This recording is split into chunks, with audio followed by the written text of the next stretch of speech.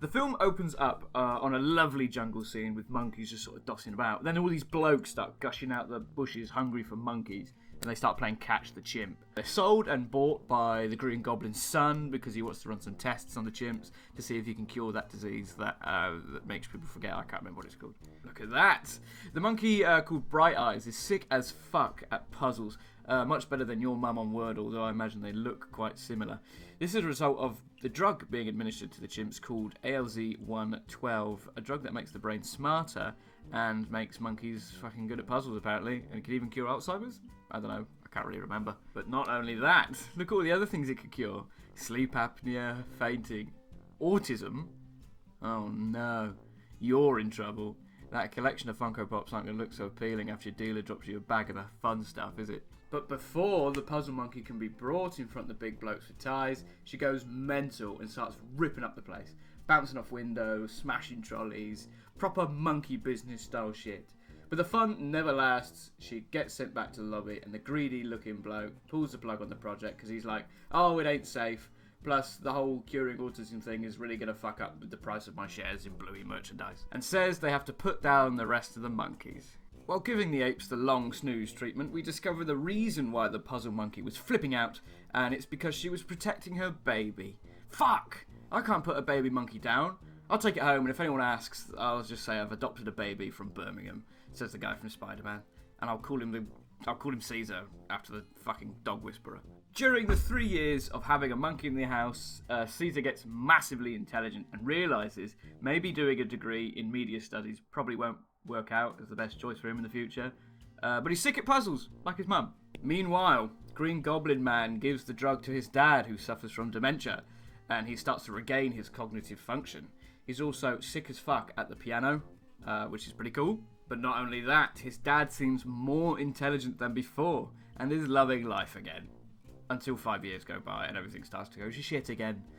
Caesar's like, what am I? Am I a pet? And his dad's body starts resisting the drug and starts doing a Lando Norris impression. Caesar sees this, and having played a bit too much Winston on Overwatch, starts fucking the bloke up, who is shouting at the confused dad, resulting him in being sent to a monkey shelter where he's abused by the monkeys and the staff, much like me stepping foot into a Brighton Wetherspoons.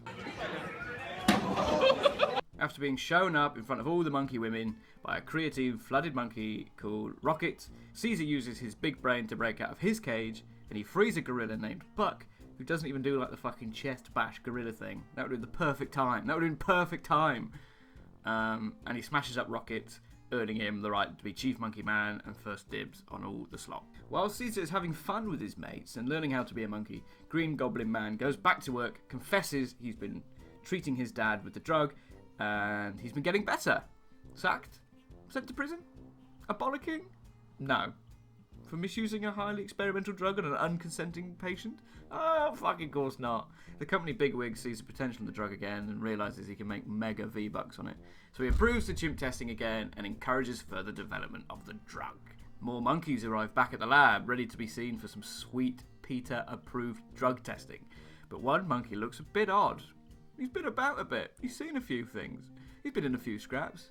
So he's picked to be, the patient zero of the new drug called ALZ-113. But this time it's a gas. And while Koba, this new monkey, does some stupid monkey shit while breathing the stuff in, a pipe pops out and a fat scientist gets a really good sniff of the experimental drug. I'm sure he'll be fine. Now Koba is the super monkey smashing out fucking puzzles and that. Oh dear. Fat man's not looking particularly good. He sneezed some of the red stuff. Nah, it's good. It's probably just his blood pressure being so fucking high. He's got a nosebleed. He'll be alright.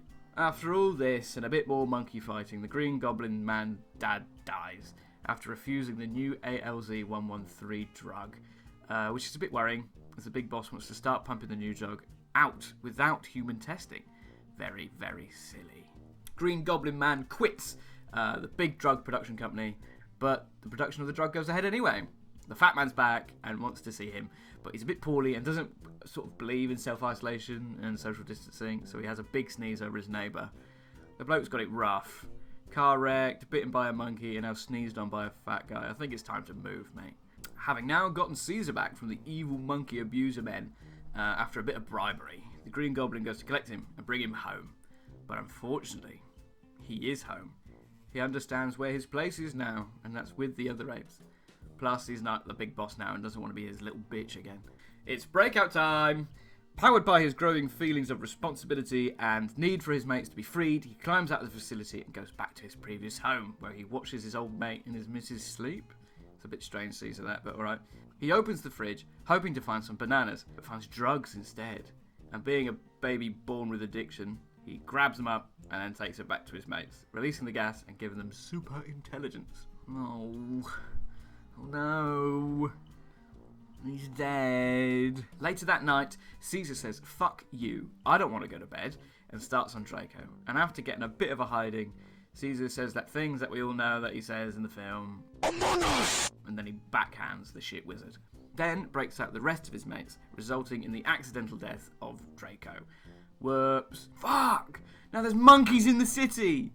Humans are in big trouble! The monkeys release more apes from the zoo and head for the city bridge to escape to the massive woods, where they can live in monkey peace. "We can't be having this," says the humans, and a massive fight ensues. Monkeys and humans are flying everywhere, but Caesar doesn't want any of them killed because he had a nice human mate once. Apart from this guy, because he's been kind of a prick the entire film, and it sort of gives Koba that sort of revenge story. So he dies and gets squished by the helicopter. The monkeys, now having avoided being made to sit down and drink tea for PG Tips adverts, successfully get to the woods. This is where he tells the Green Goblin Man to fuck off, and he's staying in the woods with his hairy mates. The end. Or is it? Look, just before the credits, there's like this secret scene, right, which only came in the sort of exclusive first day release of the film DVD sort of thing. But I bought it, so I'm going to play it for you now. Not many people know this, but if you're a big Rise of the Planet of the Apes fan, you probably do. But I'll show it you anyway.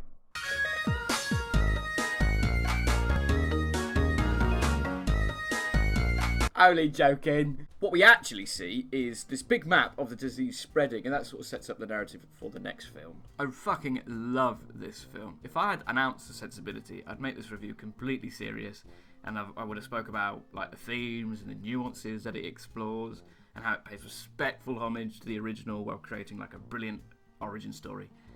But I can't be arsed. I find this more fun. So I give it 15 big gorillas out of 14. Because it's cool, and it's one of my favourite films. Okay, goodbye.